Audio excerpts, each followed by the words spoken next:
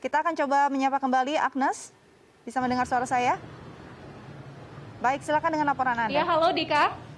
Halo.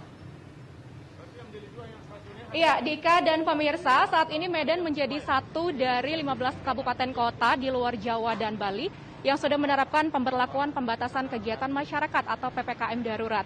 Nah, PPKM darurat di Kota Medan ini memang sudah terlaksana sejak kemarin 12 Juli hari Senin hingga 20 Juli mendatang, pemirsa.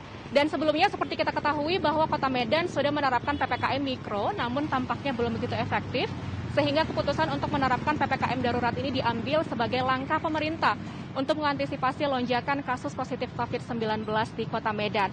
Nah, per 14 Juli kemarin, data pasien yang terkonfirmasi positif aktif COVID-19 di Sumatera Utara ada sebanyak 4.780 orang. Nah, Kota Medan masih menjadi sebaran paling banyak, yaitu sebanyak 2.252 pasien. Dalam sepekan ini juga pemirsa, data yang kami dapatkan tentang keterisian tempat tidur rumah sakit rujukan COVID-19 di Medan juga meningkat sebanyak lebih dari 40%. Nah, sepertinya peningkatan ini terjadi melihat masyarakat yang masih belum tertib ataupun abai dalam menerapkan protokol kesehatan 5M, pemirsa. Dari 1.799 kamar tidur isolasi yang tersedia, ada sebanyak 847 yang sudah terpakai. Nah, pemerintah sudah melakukan isolasi selama 3 hari ini sejak kemarin hari Senin hingga Rabu terkait tentang aturan-aturan apa saja yang diatur dalam PPKM darurat. Nah, para petugas yang bertugas di lapangan berusaha untuk menyebarkan brosur tentang PPKM darurat ini kepada masyarakat. Dan beberapa poin diantaranya yang diatur adalah tentang pemberlakuan 100% WFH untuk pekerja non-esensial dan 50% WFA untuk pekerja esensial, dan juga diperbolehkannya pekerja dengan kritikal untuk work from office ataupun WFO seperti di bidang kesehatan, namun tetap dengan menerapkan protokol kesehatan yang ketat.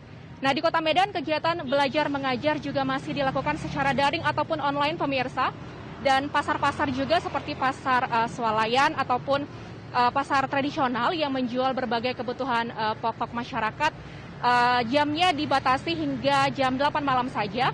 Namun untuk mal ataupun pusat-pusat perbelanjaan operasionalnya terbatas. Dan juga untuk area umum ataupun fasilitas umum seperti taman dan di Kota Medan seperti di Lapangan Merdeka ataupun Merdeka Walk ini ditutup dulu untuk sementara, sehingga sampai saat ini belum ada pengunjung di fasilitas umum ataupun area publik yang ada di Kota Medan. Nah, selama PPKM darurat ini, pemirsa, pemerintah Kota Medan juga melakukan penyekatan ataupun pengalihan arus jalan di 18 titik lokasi yang ada di Kota Medan. Dan menurut update terbaru yang kami dapatkan saat ini, sepertinya mulai hari ini, titik-titik penyekatan ataupun pengalihan arus jalan ini mulai ditambah di beberapa lokasi yang ada di Kota Medan. Nah, dalam pos-pos penyekatan ataupun pengalihan arus jalan ini dijaga ketat oleh satuan tugas yang beranggotakan kepolisian, TNI, Dinas Perhubungan, Dinas Kesehatan, dan juga berbagai instansi terkait lainnya. Nah, pemirsa, 5 dari titik penyekatan yang ada di Kota Medan merupakan pintu masuk menuju Kota Medan dari luar kabupaten ataupun perbatasan antara Kota Medan dengan kabupaten di luar Kota Medan.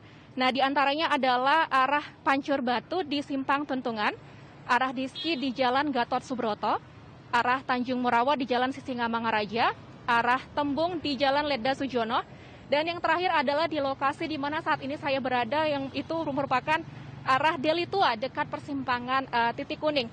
Seperti pemirsa bisa lihat di pos penyekatan ini, mulai saat ini jalan sudah diperketat kembali, sudah ditutup sehingga masyarakat yang masuk dari Deli Tua ataupun Kabupaten Deli Serdang tidak bisa lagi masuk ke Kota Medan ataupun dialihkan jalannya. Nah, sejak kemarin pemerintah sudah melakukan sosialisasi, begitu juga melakukan pemeriksaan suhu badan kepada masyarakat ataupun warga yang masuk melalui Kota Medan.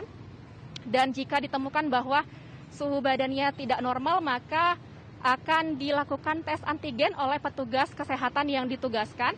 Dan jika diketahui bahwa bahwa hasilnya reaktif, maka akan dilakukan rujukan ke layanan kesehatan terdekat untuk melakukan tes PCR.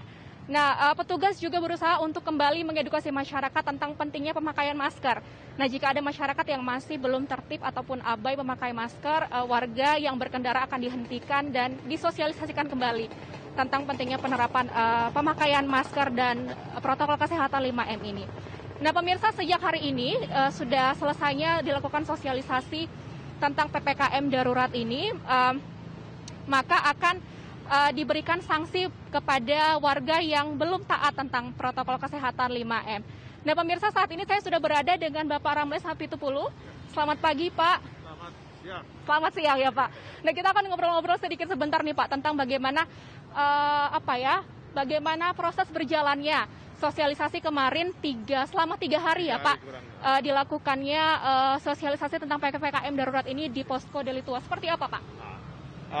Yaitu sosialisasi yang dilakukan, yaitu pertama-tama melakukan sosialisasi, memberikan brosur ya, yang berisi menghimbau masyarakat apabila tidak perlu, tidak usah melakukan keluar ke dalam kota atau pergerakan-pergerakan.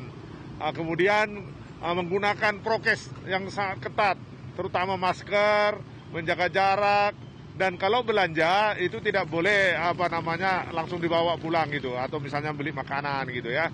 Kemudian melakukan testing secara random gitu, artinya siapa yang tidak pakai masker langsung kita swab antigen. Dari beberapa yang sudah kita lakukan itu memang negatif hasilnya, sehingga kemudian sekarang ini dilakukan lagi pengalian arus penyekatan.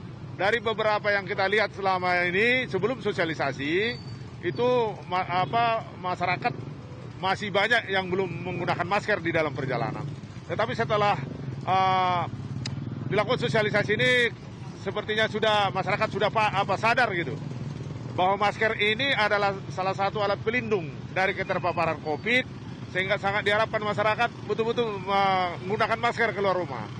Ada pun kendala-kendala artinya beberapa masyarakat lah ya mempunyai alasan. Nah, kami ini kan hanya dekat perjalanan kami, sehingga kami anggap tidak perlu butuh masker. Jadi itu alasan yang kita jelaskan bahwa pokoknya di luar rumah harus pakai masker, di ruang publik, misalnya ruang publik ini rumah di perjalanan. Jadi setelah kita jelaskan, mereka sadar bahwa ini demi keselamatan, ya keselamatan Anda, keselamatan masyarakat banyak. Jadi dihimbau supaya masyarakat itu betul-betul paham tujuannya adalah untuk keselamatan rakyat, keselamatan warga. Ya. Oke, terima kasih banyak Pak Ramles. Silakan kembali untuk melakukan aktivitas hari ini ya, Pak. Ya, terima kasih banyak untuk informasinya.